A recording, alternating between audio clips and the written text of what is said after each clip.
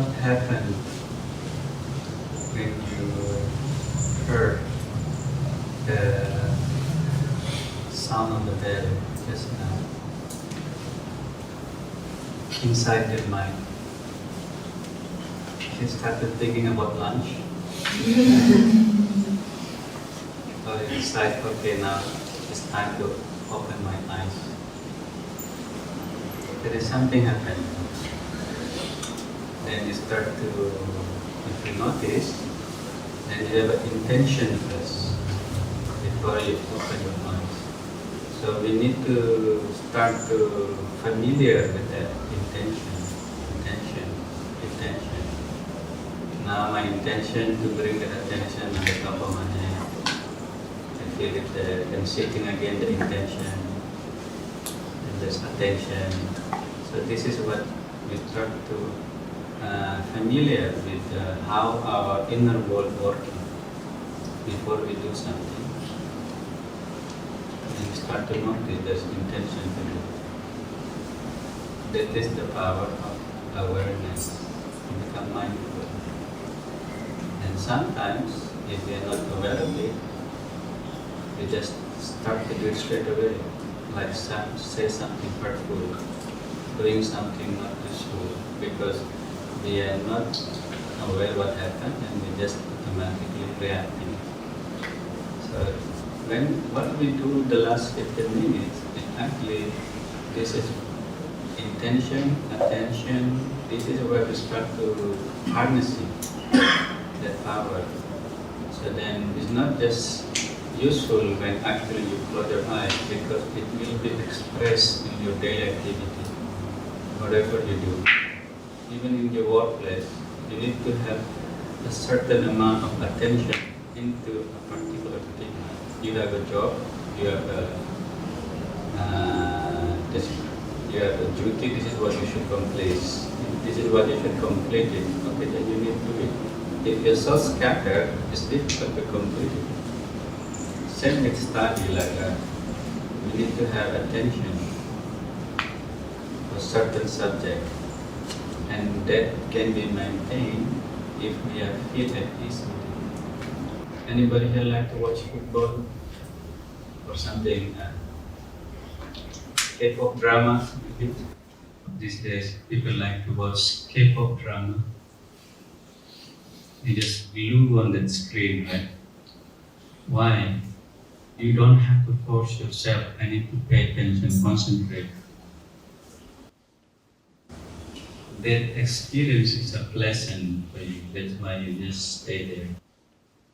It is one of the most important ingredients. You need to feel at ease first with that particular object.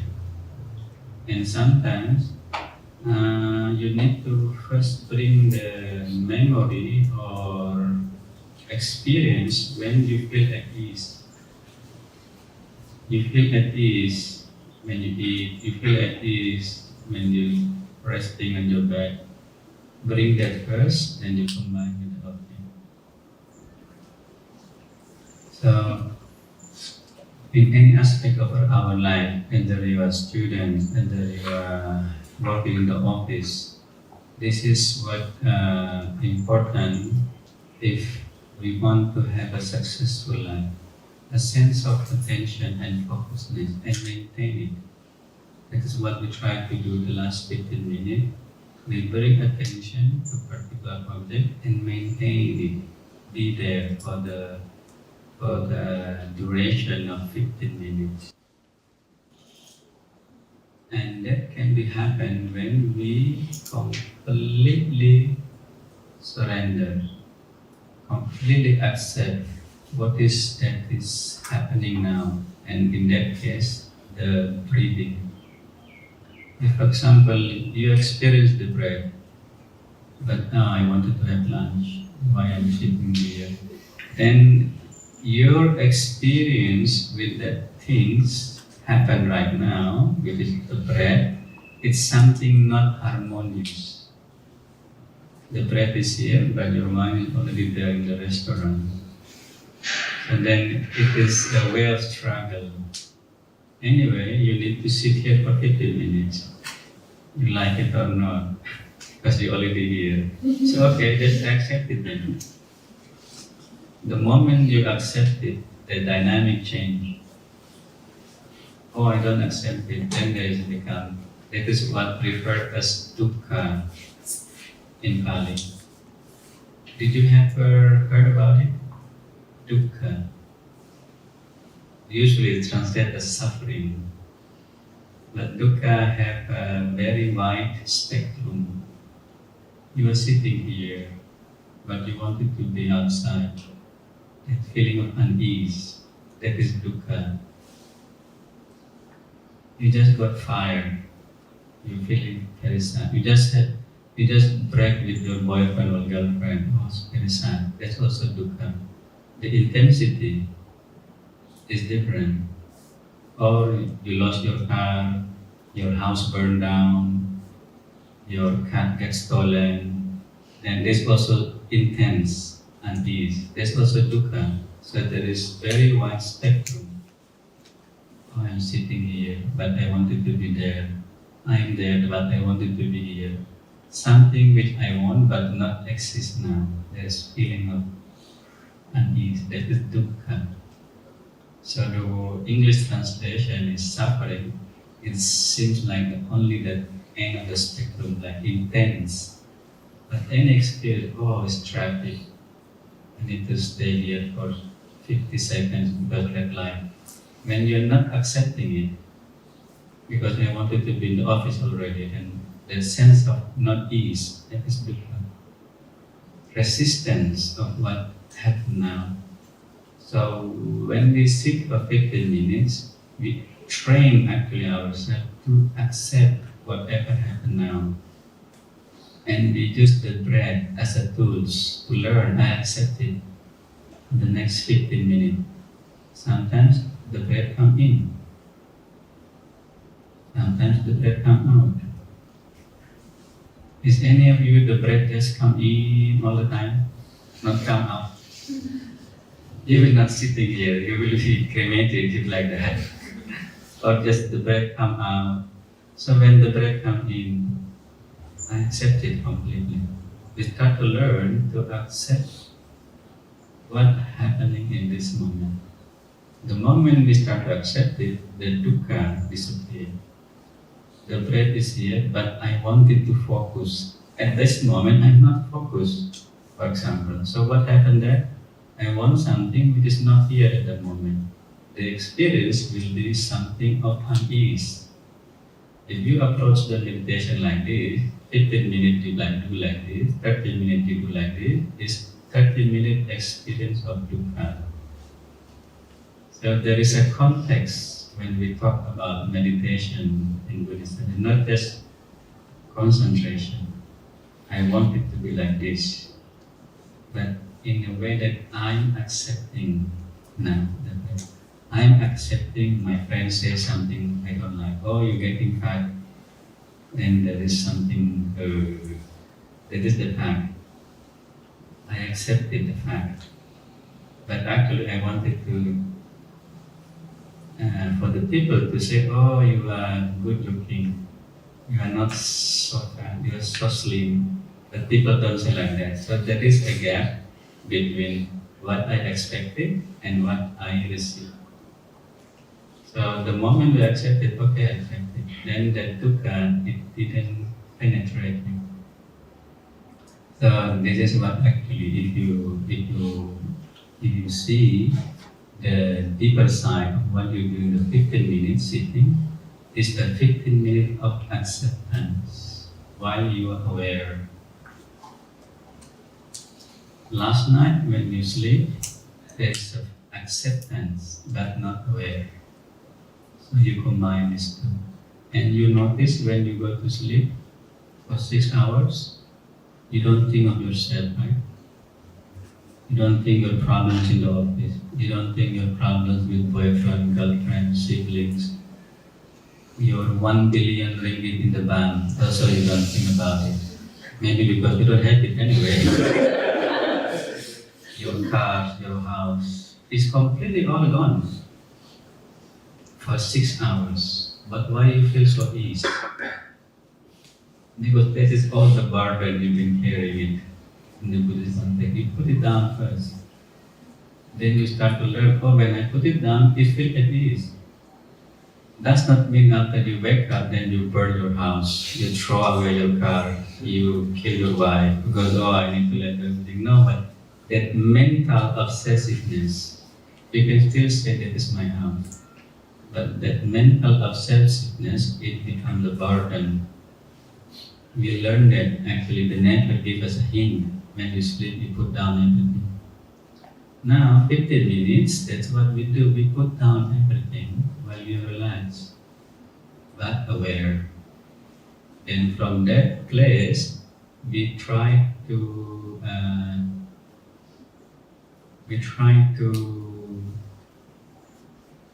act, we try to do our job, we try to do our duty in society. So we try to learn it. Oh, this is what it felt when I completely aware and relaxed. And from that place, okay, my job now need to lead this community, or my job now is as a father, need to find a livelihood. So it comes from that place, including when we interact with each other. How I interact with my friends? From that space. Then it expressed out. Then we can say we are meditating every day, every time. Because meditation is not just confined on the posture of sitting and close the eyes. It's the mindset. This is just a posture. The mind may be thinking, oh, I want to eat McDonald's, after that I go to watch a movie. The body is there. But we learn first, recognize familiar when it sits down because the body don't have to move around. But once you get the gist, resting, relaxed, aware, then you can do it when the body is standing. You can do it when the body walking. That's why there is sitting meditation, there is also walking meditation, there is also standing meditation, there is also lying down meditation. This is the only 4 postures we have: sitting, standing, walking, lying down. It's not about the postures, it's about the mindset. What we train is our mind, not the physical posture. The best posture, the most ideal posture. No, there's no ideal posture in such. It is just a body sitting and we use it. Find out the most comfortable position, then you bring that attention there. So I think that's what I can offer today in the guidance of meditation and how to apply it in our daily life. And I give to the floor if there is a question. You can ask any question. No guarantee I can answer. You can ask whatever you want.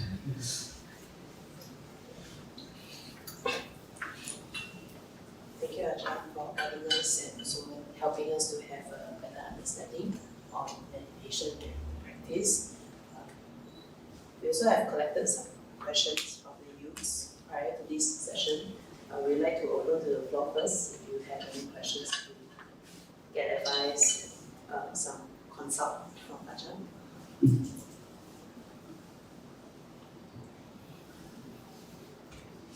Ajahn, I have a question to ask advice from.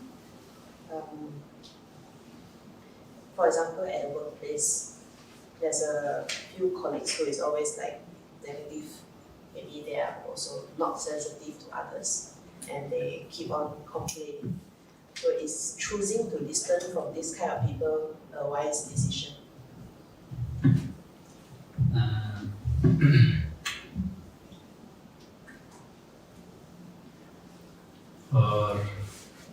For temporary, for instant solution, that is very useful. Every time I interact with this person, I feel hurt because it is hurting. Every time I meet this person, then I feel not at ease because this criticism. It may valid or may not, but we don't like it. So it affects our mental well-being. So then, okay, I shifting my attention from this person, either by not engage with him, or maybe there is no way because he's your friends in the office, you need to meet him all the time or her, then not look at her, for example. The solution instant, but it's not going to be last, especially it's always there. And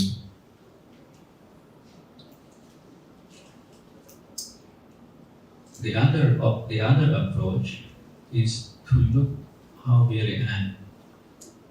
Like what we do, 15 minutes sitting, we experience the breath as a silent witness without judging it, without wanting something else. This is where we see it as it is. So when we meet this kind of person, what we see actually, that feeling inside us, we start to see that there is, like when we observe the breath, there is quality of knowing, awareness, and breath. There is object and there is subject. So this is where we start to get familiar that whatever arises, we can be aware of it. We don't have to engage or involve mentally. You are stupid, something arises. The moment we just patient for a while and hands off, we can see it's a feeling. This is the approach of wisdom, that you see it as it is, but you're not touching it. Like for example, you are in the river already. That river may be called upset, the river of upset. You're only inside the river because somebody said you are stupid. And you upset, you feel sad, you wanted to punch him or whatever it is, that means you already carried away by the river. And sometimes we think, oh, I'm a good Buddhist, I should not get angry, I should have loving kindness, so I force myself, may you be happy, I love you. That means you're still in the river, but you fight against the flow, but you're still in the same river. So this approach, when we use wisdom, is instead of in the river, we go up on the bank of the river, go out from that river, and be a silent witness. I'm here at the top of the river, at the bank, and the river are there, flowing. There is carcass, there is garbage, but I am not in the river. That can happen when we silent for a while. We are not reacting straight away because the tendency, whatever we experience, we react, oh, you're stupid. I'm not the stupid one, you are the one stupid one. Then we react straight away.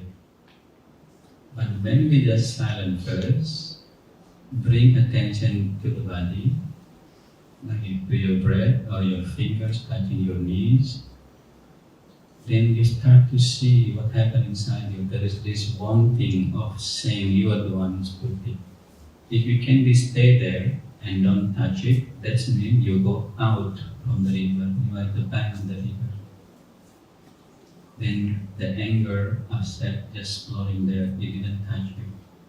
That is what the symbol of Buddhism, right? Sometimes the symbol is lotus on the mud. The lotus above the mud, it didn't touch only the dirt. But that need a lot of wisdom and patience to just not reacting, not by forcing it. If you force it, then you're still in the river fighting against the flow. If you flow with it, you start to punch it. Just there, experience the feeling of upset. If it's too strong, then we cannot do it. That is the time when we use the second approach, like mentioned, avoiding it, bring the attention somewhere else. For example, if I see this person making a mistake from the memory, yesterday he said like this, last week he said like that, so it's kind of building up. Every time I see him, this is what runs. And I cannot apply the first approach, the wisdom part, just as a silent witness, not reacting, not pushing it and not blocking. I cannot do it. So what should I do the second time? Shifting the attention. It's like in the avoiding, for example. But we need to understand this is only temporary solution. Next time it will come again. Maybe in a different situation, another guy, or people in your house. So the second style approach, like mentioned, avoiding, it's only work temporarily. It didn't bring understanding. Because you will meet again situation where you don't like. And if you notice all these years you live in this planet, it's not that everybody will praise you. Do you notice that? Never happened to me always say, Ajahn, you are good, you are best. No, somebody sometimes will criticize you, do something which you don't like. But if you only keep avoiding the situation which is not pleasant, like what it proposed, yes, but it's instant solution. At some point you will experience something you don't like. Somebody criticize you, maybe valid criticism, maybe also not. So you need to combine these two approaches.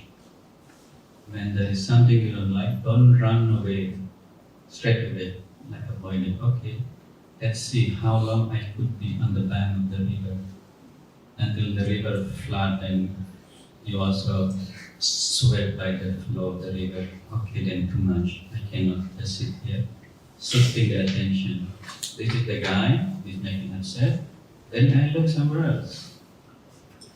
I look at the plants in the office. I look at the ceiling. The moment I do like that, shifting the attention, it is cut without actually fighting with it. Or sometimes say, okay, just walk away. That is another way to shift the attention. But sometimes it's just not applicable in some situation. For example, it is your boss. You cannot just your boss talking and I need to shift my attention. You cannot do that. So you can still try as much as the first approach, but you cannot. You can just still look. The eye still there, but I don't have to look this guy. Actually, I look at the picture there. So your boss may think you look at the boss, but actually look at, or you look at me. But the attention, I bring it here. I bring my attention to my fingers. I bring my attention to the breathing in and out while he's actually talking. Because the situation happened that I cannot just kind of go away from the room in the meeting, talking with the boss. There is some situation we cannot just go away. If can, then no problem, you go away. But just remember that will not bring solution for the long term. It's a temporary and instant solution. Because what is that happening? Somebody do something you don't like. That's how you feel negative, you feel disturbed. Because there is resistance. I don't accept it. Why? Because she said I'm stupid. I resisted the fact that he said like that. It may be true, it may be not true, but I don't like it. So go away. But at some point in our life, we will meet again situation which we are not happy with. Then what you will do? Run away again. You go back home, your parents say something not nice, then you run again. Your sibling will run again. Then you get married, your wife says something not good, or your husband, then run away again. It will never end if you just keep running. But you need to find the balance. You need to know your strength. When you need to just face it without touching it, and when you need to shifting attention. This is the two approach. Good. There are questions from the floor? Ajahn, I would like to take your advice. In our life,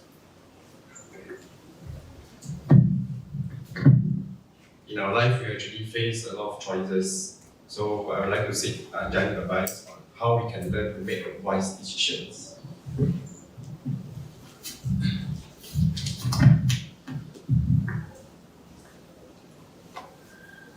try first to quieten the mind, because usually it's quite common that when we want to decide something, we always use our thinking mind, analyzing it left, right, up, down, different data. And sometimes the more data you have, the more confused you are, because there's so many options, everything are good, or there's too many input. Then the mind just kind of like it's moving so fast, then get kind of heated and burn out. Sometimes it happens like that. People just become frozen because there's too many data need to be processed, too many options, and you need to calculate so many things, and it sounds like overthinking.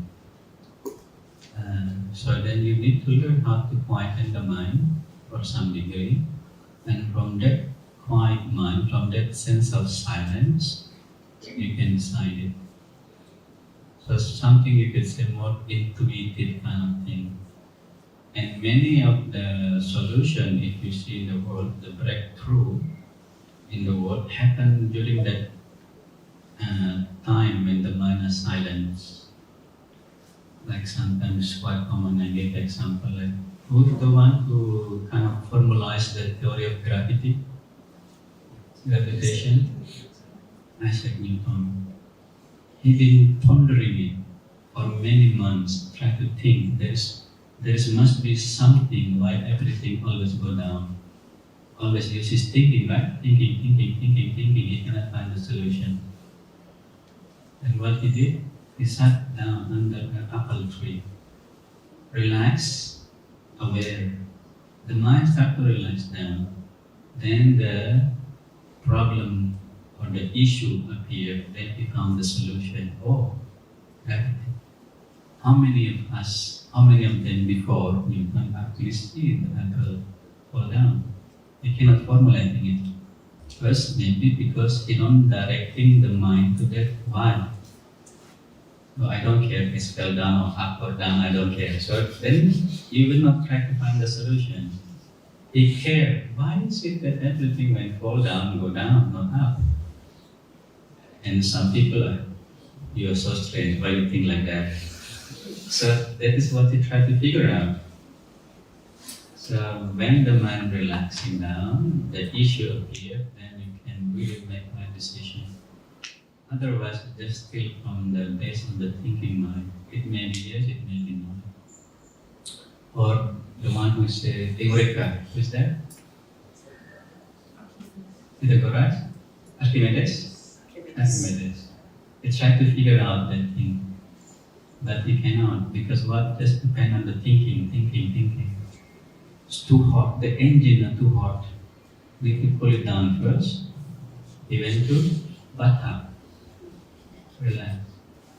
You don't learn meditation, so you don't do it, just go to the bathtub. The essence is still the same. He's completely relaxed, but aware. If he completely relaxed and sleep, he will not figure it out. But the issues are still there. He completely relaxed and aware, and think about the moment. Like thing happened. Aha moment. Or even this periodic table chemistry. It actually, she figured out during between neither sleep, neither aware, a complete relaxation time. Then it appeared in her head, this periodic table. She tried to figure it out with just thinking, pure thinking.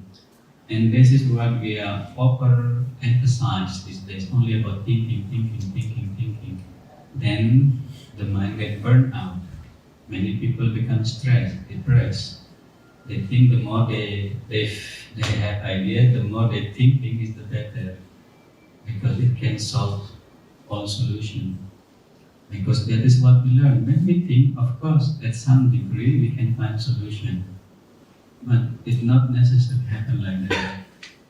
So the moment you face some difficulties, like, okay, I didn't suggest that you should not think, should I go to left or right? Okay, you can decide like that. But there is a moment in our life, we're facing a problem that we cannot actually figure out without thinking.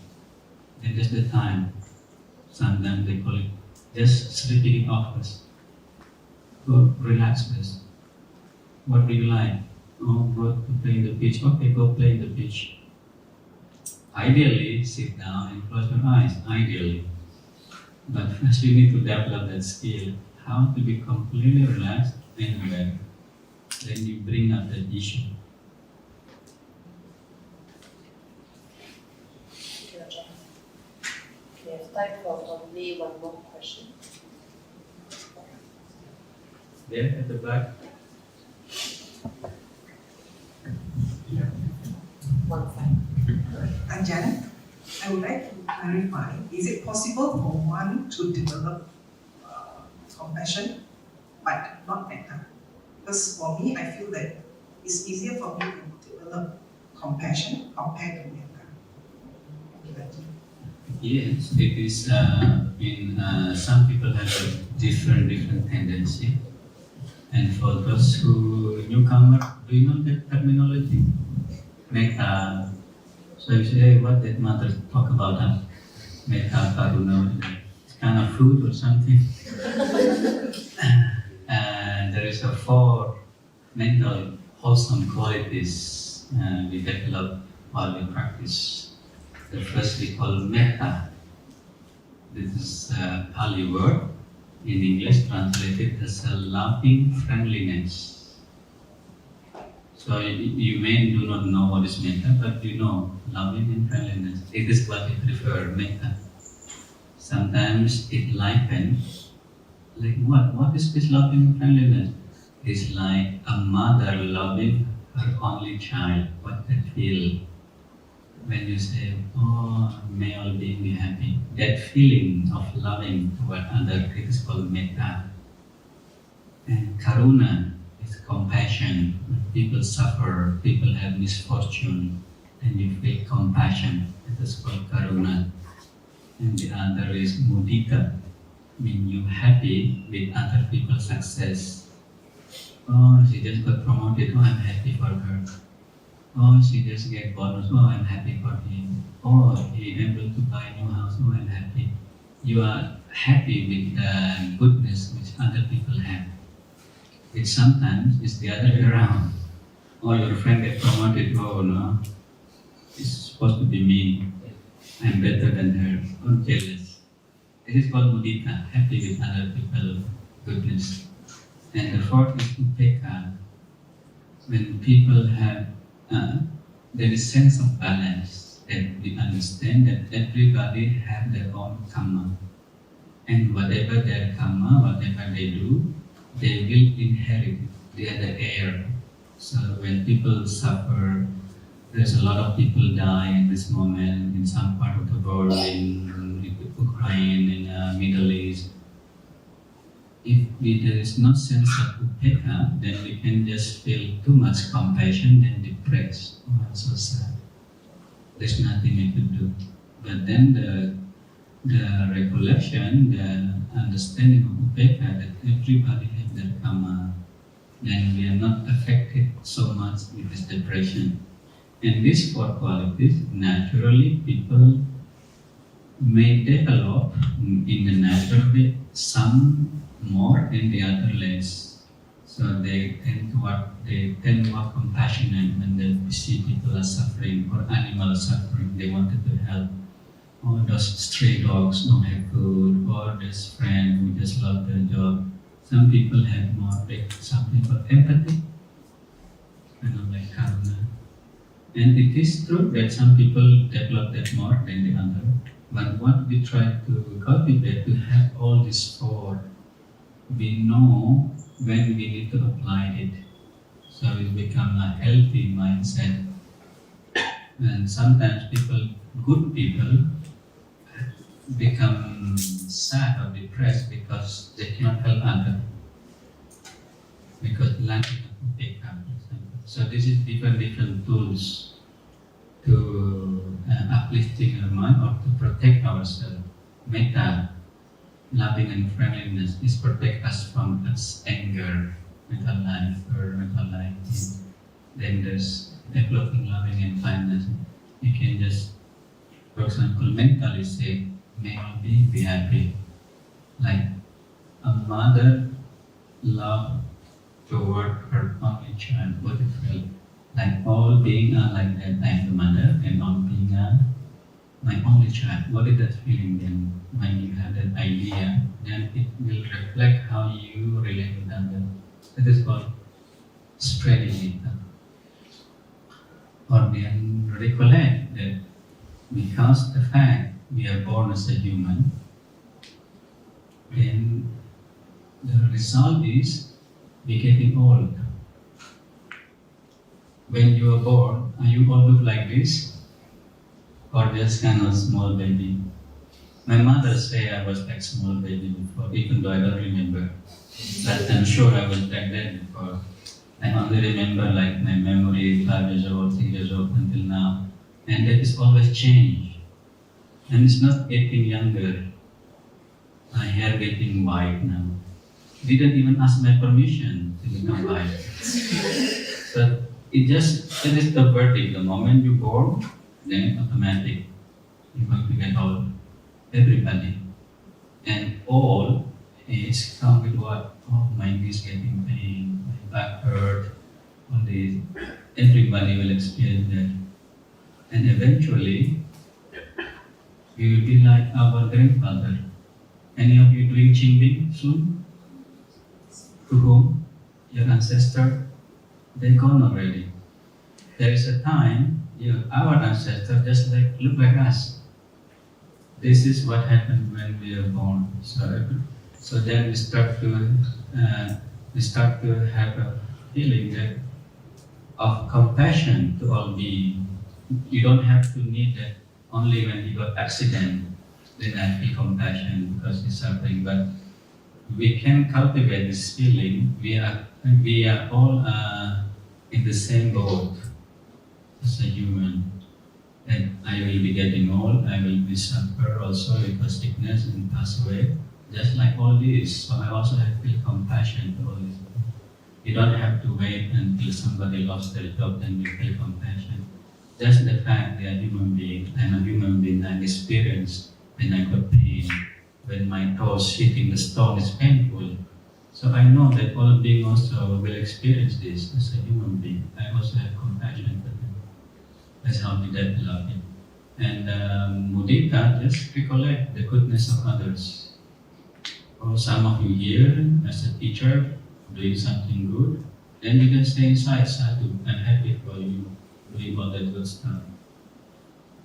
Or the success of your friends, you just say, inside sadhu, I'm free, I'm rejoiced with the goodness from others. And the fourth is upekha. And the sense of this, everybody have their own karma. No matter how much we have compassion to them, there is a limit how much we can help.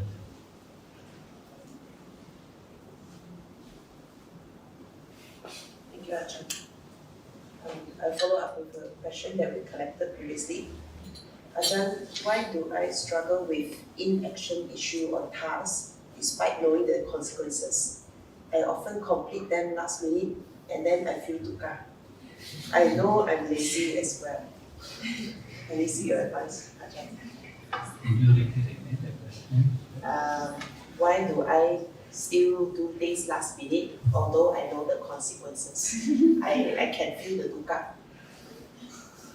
Even though I know, so there is different level of knowing. I know it. But if you still not do it, that's really not yet here. It's not yet really penetrated. I know smoking is bad, but I'm still smoking. But I know, that means it's not yet here.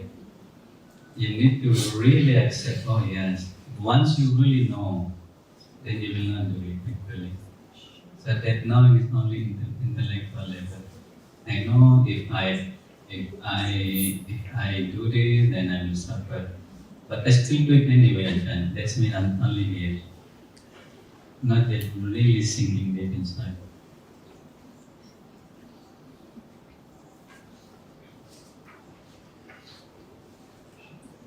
We still have questions from the floor. Hello, Ajahn. For young people like us, when we talk about being career-driven, reaching something that we want, what is the fine line difference between determinations and obsessiveness?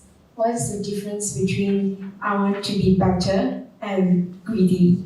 And also, like we talk about fighting rights, standing up for ourselves. So then what is the fine line difference between anger and also standing up for yourself? I think these are the things that affect us in the daily life and also worldwide. Thank you. Okay. So when we talk about, for example, acceptance in the Buddhist concept, it's not of passivity, not doing anything. Okay, there's an ideal. What is the ideal? Okay, this. Or a goal. What is the goal? This. In any endeavor in our life, it's always involved that. There is a goal. What is the goal? This.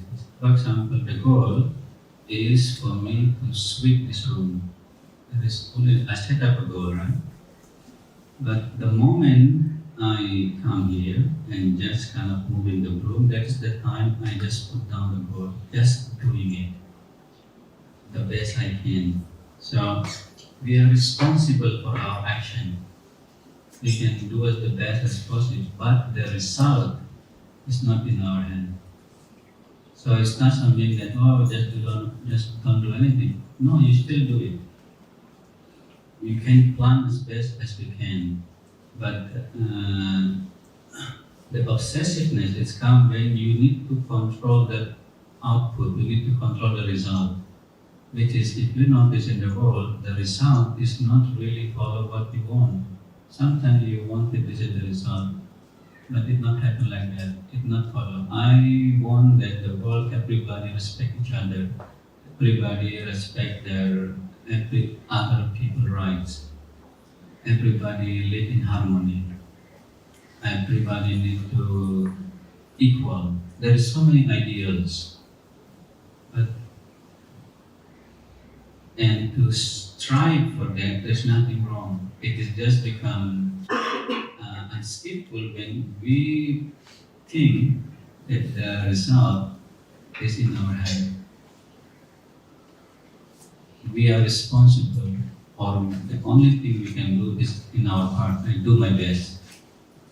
I do my best to fulfill that my responsibility, what is necessary according to my idea to arrive to that goal, to arrive to that result. And you can be put all of your effort, but the line will be when you are obsessive and think that the result will be according to what I want.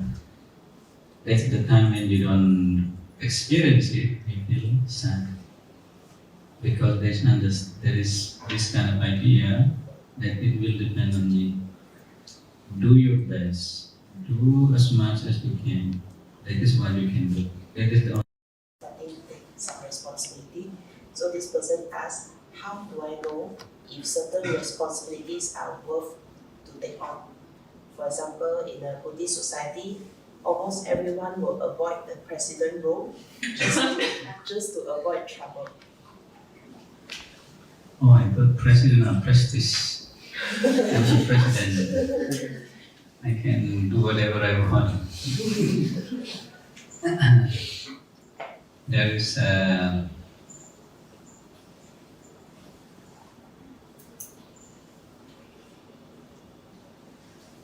is rules, for example, in the airplane, if you notice, there's always announcement that when there is emergency and a mask came down, you need to put first in yourself before put other. Is it selfish? No. Why? Because if you try first to put it in your child and you struggle on it, you don't get it yet, you don't get it yet, both of you will die. So first you need to kind of secure this thing, then you can actually secure others. So responsibility also like that in a way that I need to first at ease with myself rather than have this ideal that I need to helping others. There's nothing wrong with helping others, but first you need to know that am I comfortable? Is it I have the strength enough for that? And there is a simile I shared during the retreat in the sutta time called Sekaka Sutta, like the simile of the acrobat. That is two acrobats walking on the line with the bamboo poles, one walking on the line and the other standing on the shoulders, two of them. So the one at the bottom said, oh, you look after me, huh? Then I will look after you. And the one at the top said, no, you look after yourself, I look after myself, then in that way both of us will be balanced and both of us will be safe. So the main thing is first, can we secure ourselves before actually taking a responsibility? And of course, not saying that does not mean that you avoid all kind of responsibility. That is just kind of running away from, because if that is the habit, anything difficult you run away, anything difficult run away means anything I don't like, I run away. You will always meet something you don't like. So you need to stretch the boundary if you wanted to know I'm secure enough, and I try to take up the responsibility. And you need to know your strength. Maybe just take responsibility of not straight to the president, something else. But you think that you have enough strength. Then slowly stretch your boundaries, stretch your comfort zone. Then you start to go out a bit from your comfort zone. In that way, you start to develop your resistance. Like I said, when you meet someone you don't like, don't run straight away. Just be there and look how much you can take it. In that way, you can find a balance when I will take the responsibility. And there's no kind of hard and fixed rules. You need to really find out by yourself, your strength, and how much actually you take.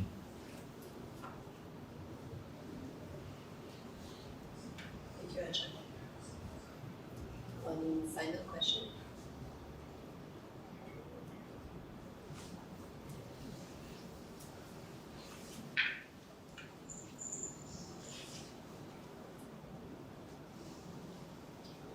Maybe one short question.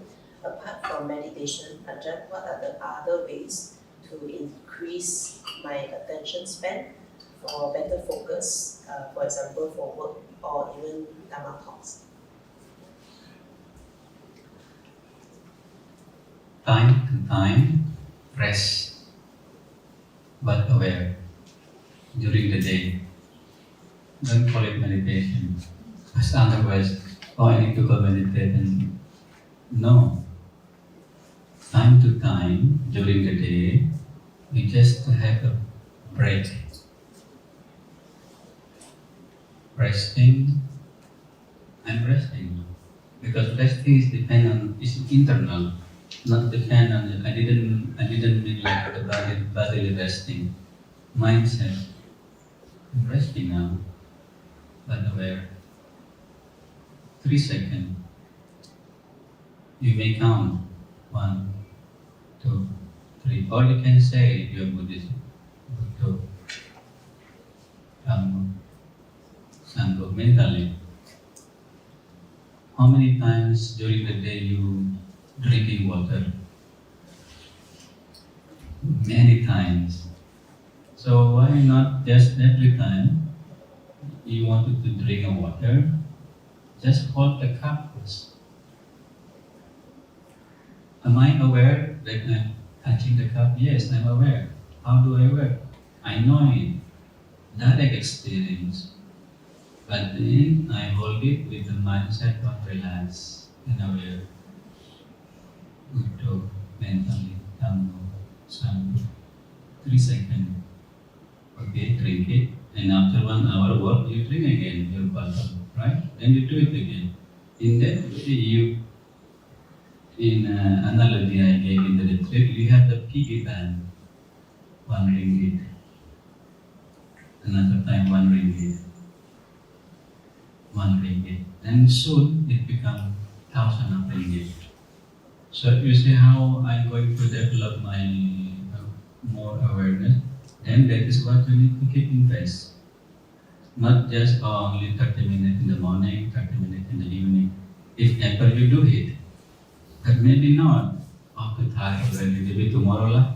Tomorrow again, oh tired tomorrow lah. Never happen. That's why they call tomorrow never come. So now I drink water. Okay, so I didn't ask you to create a new schedule because most probably you will not listen anyway. But just use what you've been doing. What you do, drinking water. Okay, you just need to 30 seconds you invest. Do you have a lunch break? Yes, you have lunch. Okay, just sit first before eat. Aware again and relax and eat. How many of you during the work hour have a break to check your WhatsApp, check your Instagram? There is always a break for that. Why not break for put something in your piggy bank? You can call it awareness piggy bank. 1 ringgit. 1 ringgit. Then you have 1,000. Then that's how you develop it.